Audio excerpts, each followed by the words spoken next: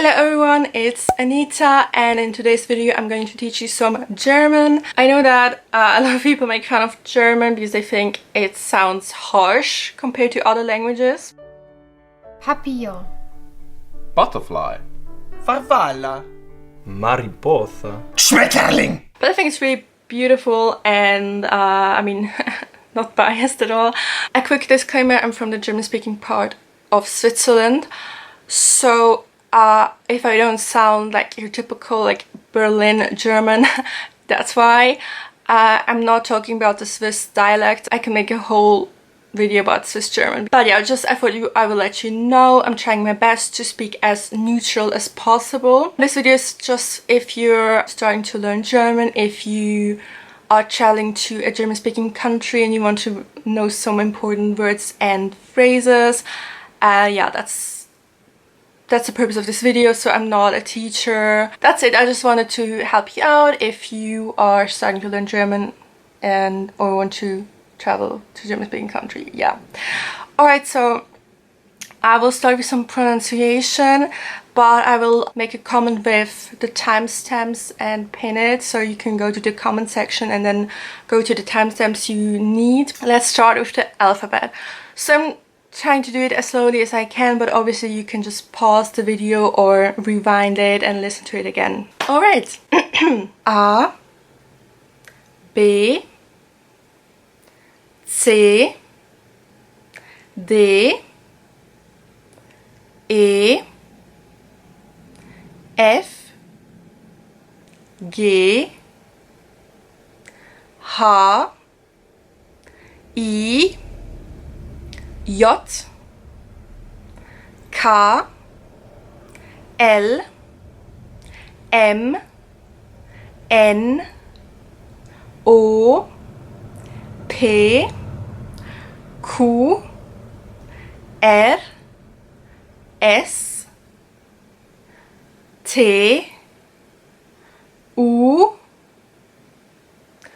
V, W, X, Y, Z. Now, this is not the whole alphabet. I wrote it down. What is it called? There are some vowels with a sound shift, and apparently there's no English translation for it because that's called an umlaut. These are, you know, those letters with the little dots placed above them. You know what I mean? So let's go through them. So you know A. Then the sound shifts to E. Sorry, that sounds so weird. So it's not E, it's E. Let me give you some examples. Ägypten. And another word is bear. Bear. It's called, so it's not A, it's not E, it's E. And there is Ö. So you know O, and you put the two dots above it, and it's Ö. Österreich, for example. Another word would be öl. Öl. Oil is öl. Yeah. Okay, and the last umlaut is ü. So you know u, and I put two dots above it, and it's ü. For example, blühen or verrückt. Another thing that's not in the alphabet is that thing here. I would call it scharfes S. I'm googling it in English. SZ. SZ, is it that? SZ, I don't know. Anyway, that is just like, we don't have that in Switzerland. We just put two S for that. So a good example is street in German is Straße. But in Germany they would put it with this weird sign, so Straße, and in Switzerland we just put two S, so Straße. If there's an S, C and an H, then you pronounce it like sh. For example, Schaf. Okay. If there's a C and an H, then it's ch. For example, Dach. Okay, something else with pronunciation is that if there's an E and an I, then it's pronounced like I. And the perfect example for that is Ei, which means egg.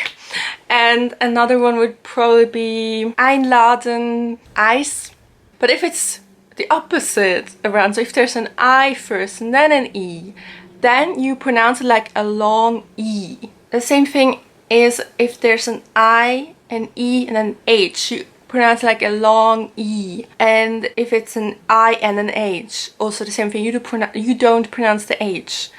I'll give you some examples. For IE, one example is knie or chemie, or a verb is spazieren. And then for IH, ihr, ihm. IEH, the verb ziehen, or another verb fliehen. And oh yeah, the H, you don't pronounce the H if it's after a vowel. For example, zählen, führen, Lohn. Yeah, you don't pronounce the H. The H is pretty much not there. I mean, obviously, if it's in the beginning of a word, then of course C and the K is pronounced like K. For example, Hecke. It's like a strong K, basically. Sorry, I just realized I forgot two pronunciation things. So S and T is pronounced like st. For example, stehen. And then there's also S and P, and that's pronounced like sp. For example, Sprache or spülen. Yeah, that's pretty much it. Yeah. All right. So let's go to the important words and sentences. The first thing, of course, yes, is ja. Ja. No. Nein. Nein. Please. Bitte. Bitte. Thank you. Danke. Danke. Thank you very much. Vielen Dank. Vielen Dank. No, thank you. Nein, danke. Nein, danke. Excuse me or sorry. Entschuldigung. Entschuldigung. And then some pronouns. I, ich, you, du, he, she, sie, it, is. Okay, I forgot another thing, and that's we. We is wir. Wir. Okay, I hope that's it. You in the plural form, like multiple people, is ihr. But you singular, that is the you that you use for formal settings. Like if you don't know a person, you would say sie. If you would ask someone, what's your name? In English, it's the same you, right? So we'd say, so in informal, you would say, wie heißt du? What's your name? But if it's your boss, or I don't know, like if it's formal, you would say, wie heißen Sie? You know, like you, the formal you. Okay. And they is also sie. Let's move on to some other helpful words, especially if you're traveling. Hello is hallo. Hallo. Good morning, guten Morgen. Guten Morgen. Good day, guten Tag. Guten Tag. Good evening, guten Abend. Guten Abend. Do you speak English? Sprechen Sie Englisch? I speak English. Ich spreche Englisch. Ich spreche Englisch. My name is. Ich heiße. Ich heiße. What is your name? Wie heißen Sie? That's a formal one. Or wie heißt du? How are you? I'm just going to use the you for the informal one. So, wie geht es dir? Or if you wanna, you can contract it to wie geht's or wie geht's dir? I'm doing well. Mir geht es gut. Or again, you can contract it to mir geht's gut. Mir geht's gut. I'm not doing well. Mir geht es nicht gut. Or again, you can contract it to mir geht's nicht gut. Mir geht's nicht gut. Then I'm from ... Ich komme aus. See you later. Bis später. Bis später. Bye. Tschüss. How much is it? Wie viel kostet das? Wie viel kostet das? I would like ... Ich hätte gern whatever you want. For example, I would like a glass of water. Ich hätte gern ein Glas Wasser. Ich hätte gern ein Glas Wasser. The check, please. Die Rechnung bitte. Die Rechnung bitte.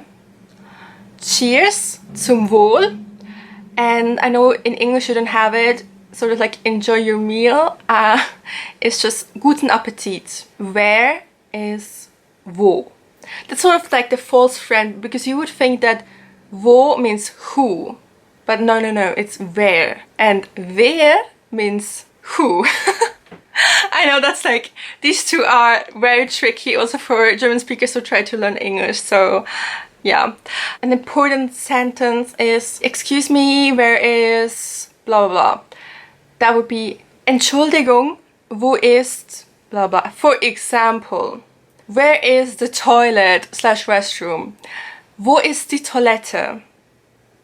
Or you can also say WC, but I always say toilette. I think it sounds better. I think that's honestly it. I'll link some websites down below. I found one that also pronounces some words, so that's probably good for you. I'll link everything down below. Alright, so I hope this was helpful. Obviously, again, I'm not a teacher. I'm just trying to help you out a bit if you're traveling or starting to get into German. So that's the whole reason. I will make a video about Swiss German just because it's very funny, and if you're coming to Switzerland and know a bit of German, you will be shocked to your very core.